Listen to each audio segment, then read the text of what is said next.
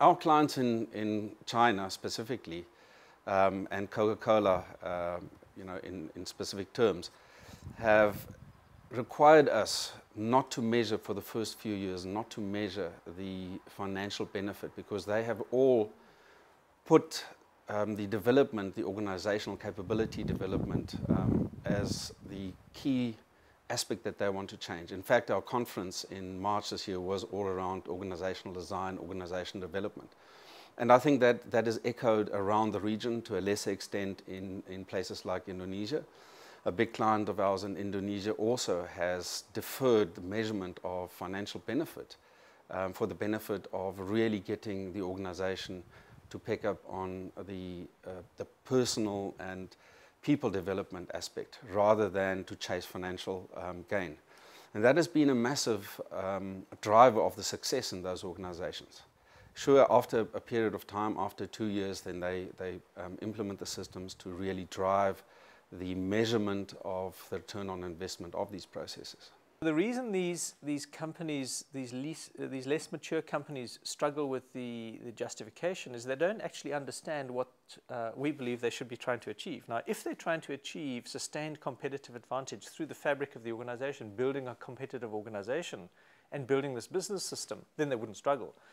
But funnily enough, they're also the same organizations that very quickly will be happy to haul out the checkbook and spend tens of millions or tens of billions of dollars on new capital, new systems, new IT systems, because they can get something they can touch and feel.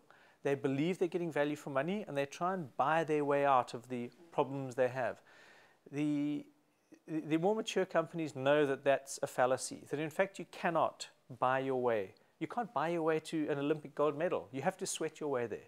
If you try and buy your way there, it's absolutely worthless. Yes, you probably need that new equipment if you can't meet customer requirements or tolerances or so forth. So justify your new equipment on that basis, not on the basis that it's going to leapfrog you ahead of the competition. You have to sweat your way there. And if we look at the really good, high payback operations in terms of continuous improvement, they are just so phenomenal that when we do our marketing, for example, it's sometimes with great hesitation that I mention the returns, because they're so unbelievably high, people disbelieve them.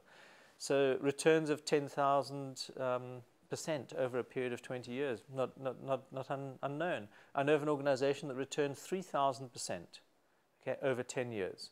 I know of another organization that returned 1,000% over 3 years. Now, these are incredibly high returns in the 3-year case over very short periods of time.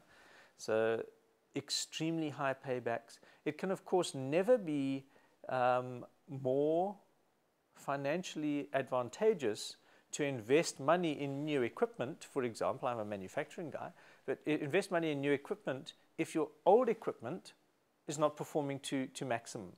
So how is it that organizations, I'm surprised that financial directors and CFOs are able to sign off on many or most of the CapExes that I see go through organizations, because there's no way that it can be justified. If you look at there's capital equipment out there operating at 30 to 50% of its potential, and they're buying new kit.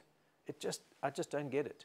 And the other problem with it is that by buying that new kit, you destroy the whole purpose and direction of a management journey towards excellence, because you're now saying to people, just carry on in this mediocre way, and we'll buy new equipment.